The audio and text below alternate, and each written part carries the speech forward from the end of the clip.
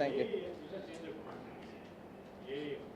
ஏன் நான் இது வரைக்கும் யூஸ் பண்ணதில்லைங்க, அதனால் எனக்கு அதை பற்றி எனக்கு தெரியல.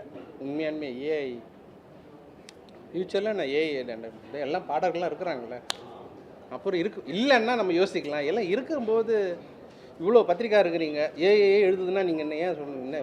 நான் இந்த கேள்வி கேட்குறேன், என்ன சொல்லுவீங்க? இவ்வளோ பேர் இருக்கிறீங்க, இதை தாண்டி ஏன் போய் ஏஐ போய் படிப்போமா? அப்படியா? அது டீச்சர்லாம் தான் நாடாக இருக்கும். அங்கே தேவை டீச்சர்ஸ் இல்லாதலன்னா இருக்கும்போது என்னத்துக்கு அது நடக்கும். ஆனால் அதான் சொல்லியிருக்கேன்.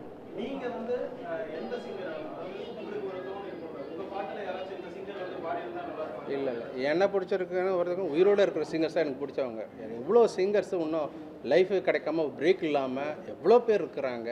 டிவியை திறந்தால் எவ்வளோ டேலண்ட்ஸ் இருக்கிறாங்க. அவங்கள விட்டு எதுக்கு போய் இறந்து போனவங்க போயிட்டு வாய்ஸ் கொடுத்துருக்கீங்க? இருக்கிறவங்கள கொண்டாடுங்க. அவங்களாம் கொண்டாடப்பட்டு நல்ல ஒரு தலைமுறையை பார்த்துட்டு நல்லா புகழ்பெற்று தான் அவங்க முடிச்சிருக்காங்க. ஸோ நான் என்ன சொல்லுவேன்னா, அவங்களோட பிள்ளைகளுக்கு கொடுங்களேன் வாய்ப்பு. அவரே சந்தோஷப்படுவார்ல.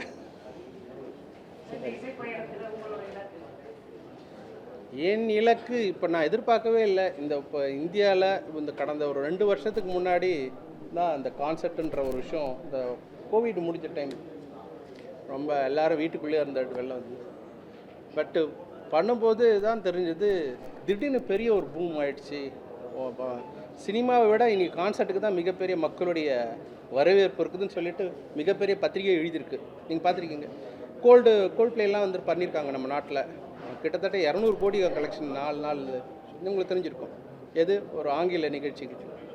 ஸோ இப்போ வந்து மக்கள் வந்து லைவ் மியூசிக்கு மிகப்பெரிய ஆதங்கம் பூம் வந்திருக்கு. எனக்கு தெரிஞ்சு இன்னும் பெரிய நிலைமைக்கு இன்னும் சொல்லப்போனால் எனக்கு தெரிஞ்சு அடுத்த 5 வருஷத்தில் சேலமில் ஒரு 3 ஆடிட்டோரியம் கூட கட்டலாம், யாருக்கு தெரியும். ஸோ இதற்கு நான் ஒரு அடித்தளமாக இருந்திருக்கன்றதில் எனக்கு ரொம்ப சந்தோஷமாக இருக்குது. ஸோ எனக்கு வந்து ரொம்ப நன்றி. ஸோ இப்போ எனக்கு தமிழ் இசையை உலக அளவில் உயர்த்துறது தான், வேறு ஒன்றும் கிடையாது. இந்த பாட்டு இப்போ வந்து கொரியாவில் கேட்கும்போது சந்தோஷமாக இருக்குது. இப்போ கேட்ட அந்த ஃப்ளூட் பிட்டு